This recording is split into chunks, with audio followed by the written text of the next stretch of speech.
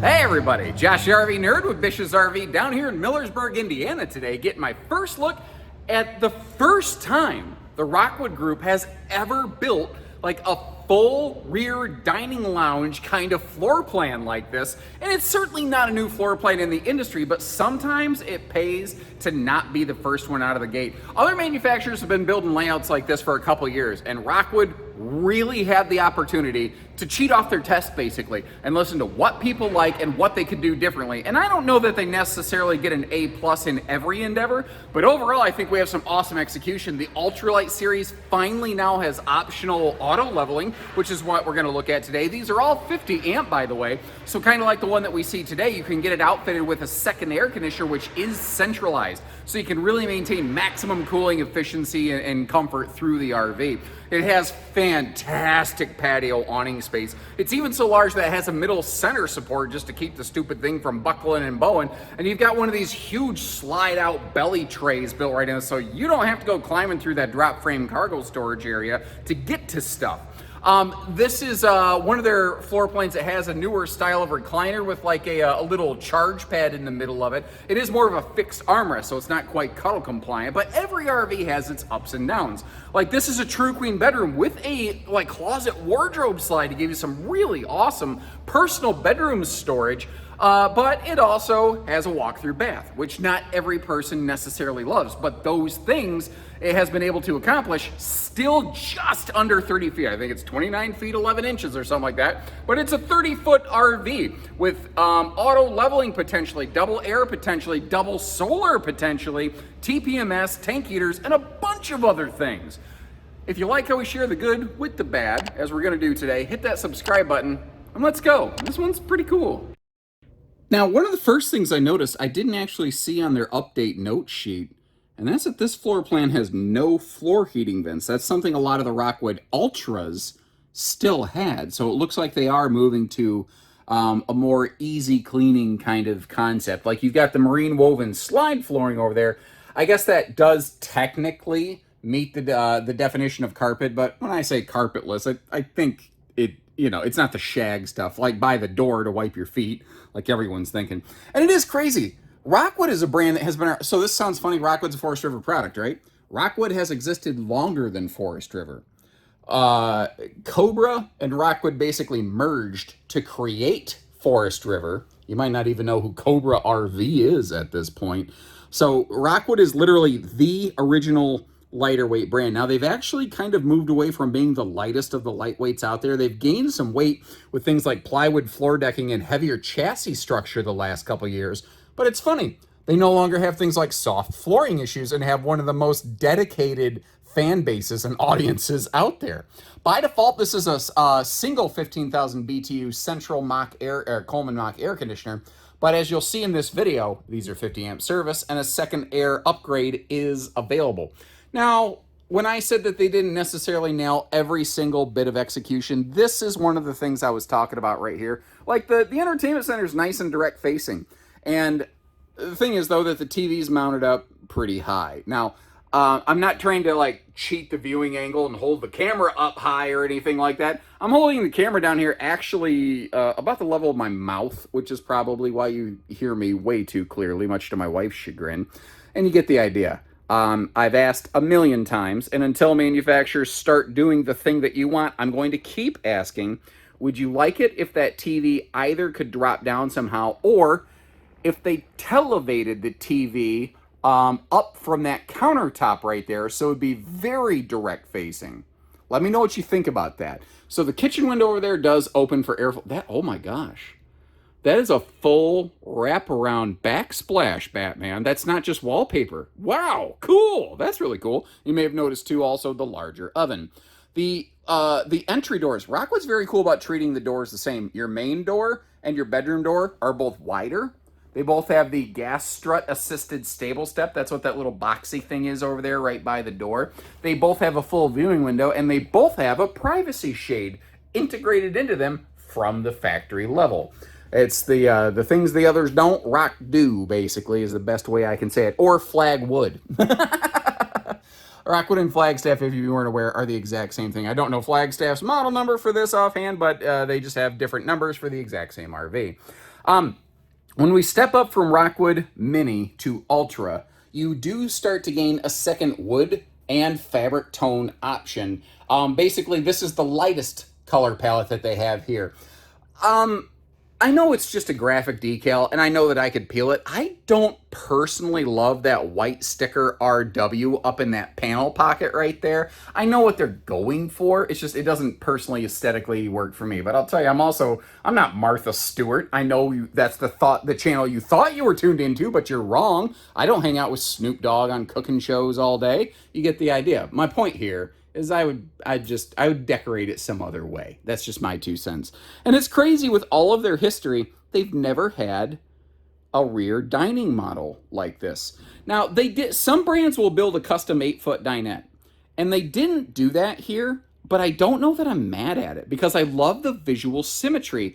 They created back stands for both sides of the dining over here with easy reach power outlets that a lot of rear dinettes lack.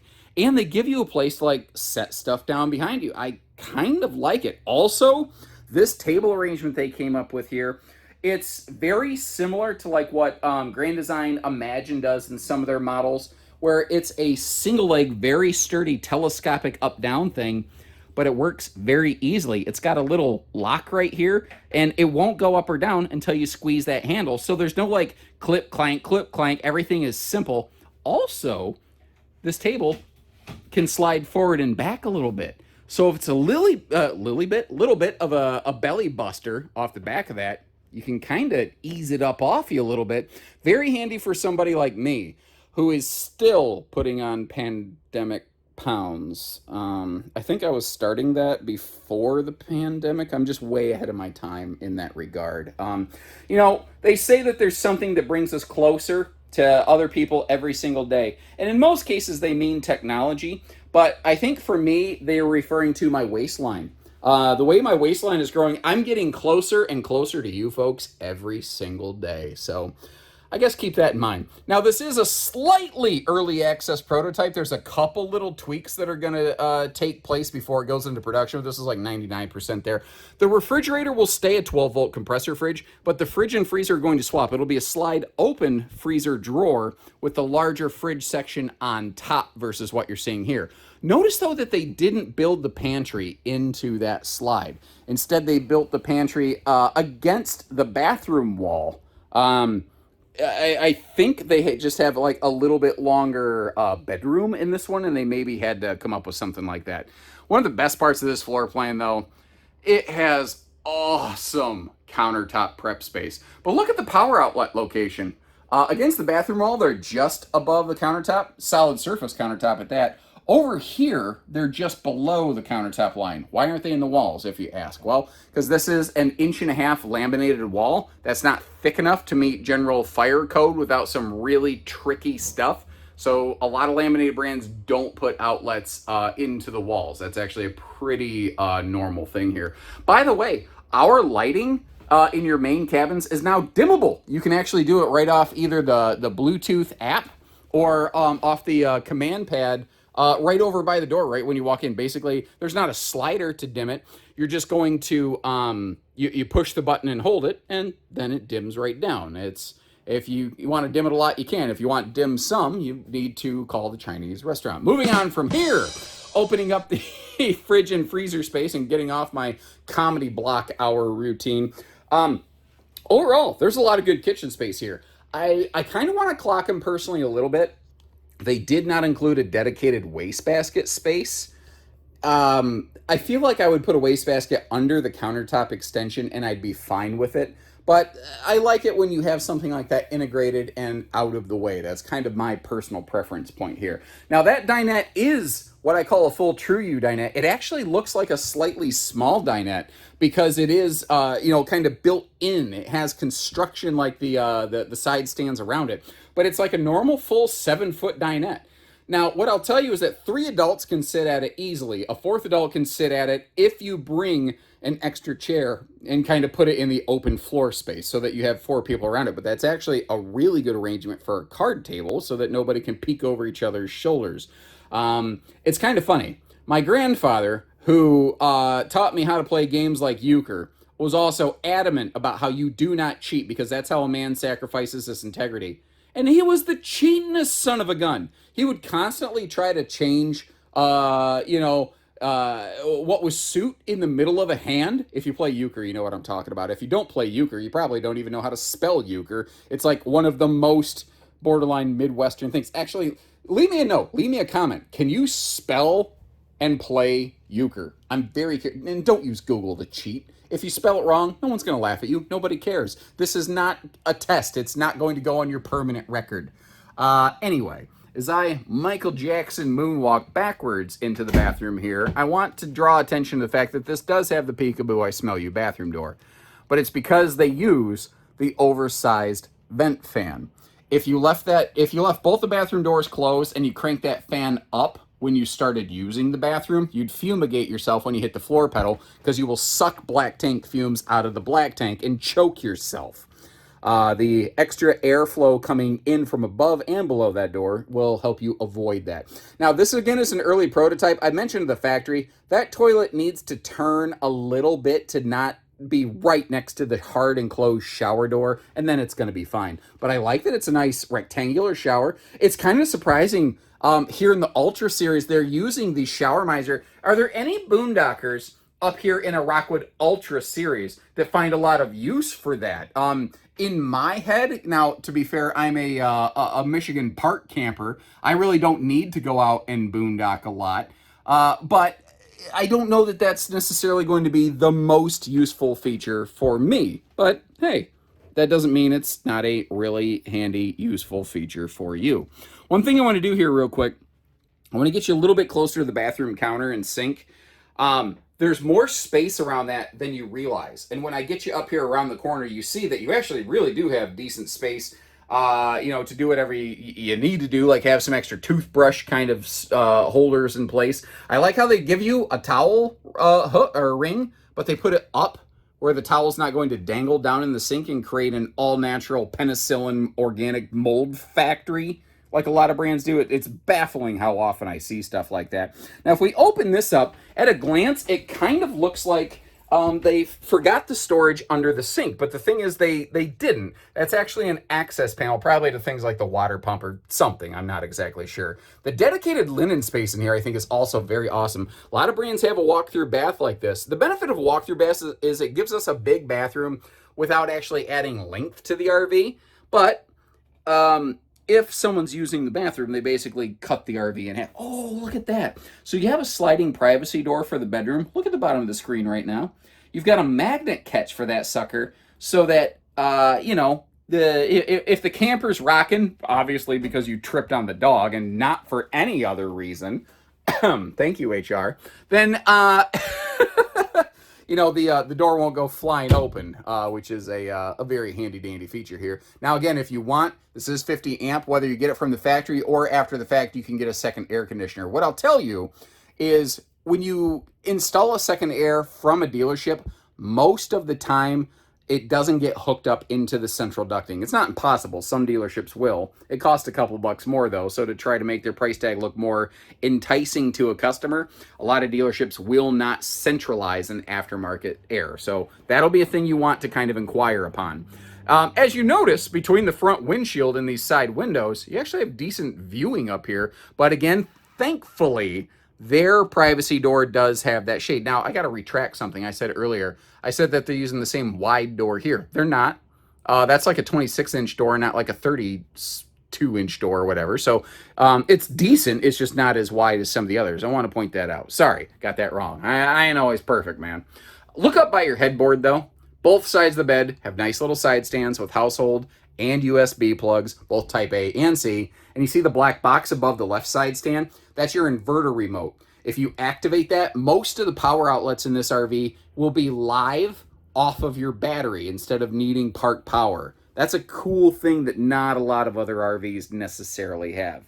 Also, something very few other RVs have is this cool like double layer storage going on under the bed there. And this is a 60 by 80 true queen bed, by the way, in case you're curious. It's also easy lift. It's welded aluminum cage construction going on under there. You might notice, though, you don't have hanging storage on either side of the bed. They put all of that into that closet slide off the side of the RV. So it makes this bedroom look and feel so much more open and airy and comfortable, and you're actually gaining more storage as a result. It's actually a pretty cool setup. Second TV in the bedroom, as I recall, is optional, but that is also a 12-volt smart TV. So they, again, tend to be very consistent. Where they use a component, they use it all day, every day. Leave me a little note again in the comment section if you can name that little object right there and help everybody out. Bonus points to the first person that says FBI listening device, by the way, which it's not. It's always funny to me in various Facebook groups, somebody will make that joke and then everybody's like, oh my gosh, really? Yes. Rockwood installed an FBI listening device in their RV. Yep, that was the plan. Oh, I'm getting ready to close the slides for road mode, so my mindset changed. So I was starting to look for stuff like the converter. It's right by the door. Some manufacturers will put it like under the kitchen cabinet over there, and the problem is that when the slide closes, it gets blocked off. So Lord forbid you pop a fuse. You'd have a really awful time getting to it. Now with the slide closed, the thing is, they mounted the refrigerator all the way on the inside of the slide box. There's actually dead air behind, well, not dead air, there's empty air behind it, but you'll see that it's outside storage. The trick is, when they do this, it means that the fridge is accessible, not ideal for transit, but it also means the fridge is mounted forward, so you're not knocking against this slide fascia during the day when you get in there. So our countertop space, you know, our drawer stuff, that's all going to be accessible. The dinette in the back remains accessible. So for a snacktastic stop, you want to stop and have a quick little sandwich, this thing is fantastically equipped for something like that. However, to use the bedroom or the bathroom in transit, it is a two-stager. By the way, when I say zero gravity stable steps, this is what I mean right here. They can literally hover like, didn't mean to drop that quite so hard. David Blaine, you get the idea. So if you're, the other thing with a wardrobe slide, because the bed is not in a slide, there's nothing stopping you from using this. And even though I think mirrored wardrobe doors would look nice, when you close the slide, if you were laying on this at an overnight stayover, if you rolled your leg over and kicked it, I'm kind of glad they're wood inserts and not mirrored, you know. It's just that's my personal 2 cents and preference. I know that two-stage travel access is a deal breaker for some folks. So if you appreciate how we still take the time to get you in here and show you all this, even if you might not like it, at least hit that like button on the video. Subscribe if you're new with us. Know that we'll shoot you straight on things. This is normally the part of the video where I like to talk about towing. The thing is, this new model here, like you're seeing the weights and measures on screen, but at the time I'm recording this, I don't have those available to me yet. Now, I can see the tags off the side of the RV. I can see the GVW. I know it's just under 30 foot long, but one of the key factors in towing discussions is hitch weight, and I don't have that available to me here. So I can only estimate, and if the numbers on screen are contrary to what I'm saying, apologies. I'm doing the best I can. I'm going to estimate that if you have a heavier payload late model tow package half ton, and you're going to take this thing shorter distances through very modest terrain, you'd be okay. You probably wouldn't love it, but you'd probably be okay. If you wanted to go cross country through the mountains with a half ton, I don't think you're going to like the experience of towing this RV. I think it's going to push you around the road a little bit. That's when you might want to step into like a 3/4 of some variety, just a little bit heavier kind of vehicle that doesn't get shoved around the road as easily. Now that's an estimation. If the numbers on screen prove otherwise, I'll try to leave a note. Behind the refrigerator, they mounted the fridge forward so it's easy to get into, but they didn't want to waste the space behind it. So they just gave us an extra pocket. I love stuff like that. We're looking at the optional slide awning. I think this RV has almost every single option on it possibly can. So you're really getting a cool look at like all the different things this could have. This main slide is rack and pinion, your seating slide. Your closet slide is a Schwintek. It's a small, lightweight, shallow slide, so Schwintek actually is a good application right there. The Goodyear Endurance radials right here, 87 miles an hour rated, and this does have factory standard TPMS. It also has a torsion axle and suspension system. I don't know how much you can really see from this footage, but it's not a leaf spring system where everything is all kind of hooked together, tied together.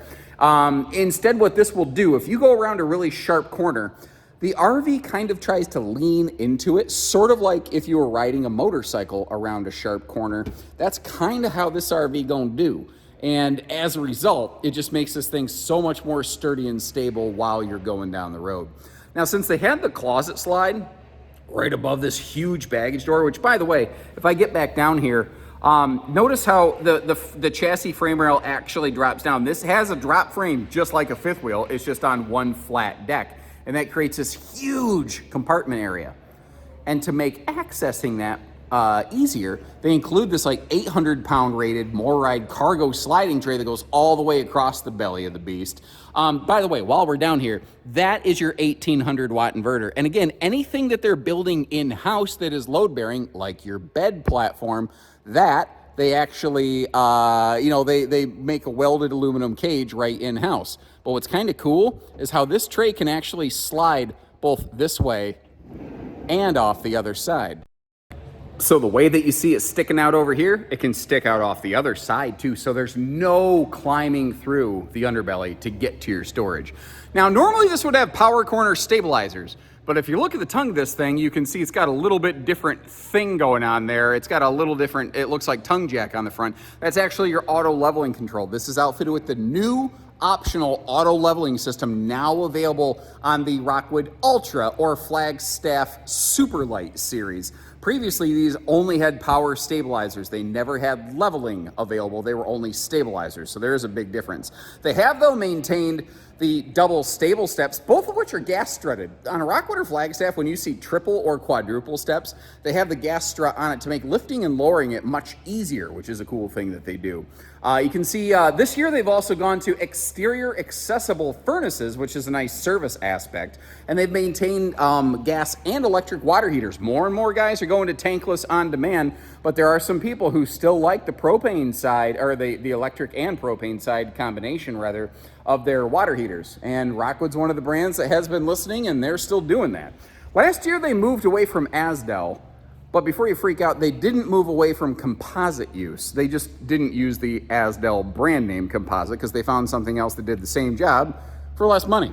And I don't know that that necessarily offends anybody. It's kind of like, I know in my pantry, in my house, when I'm buying groceries, there's plenty of like store brand and not name brand groceries in there.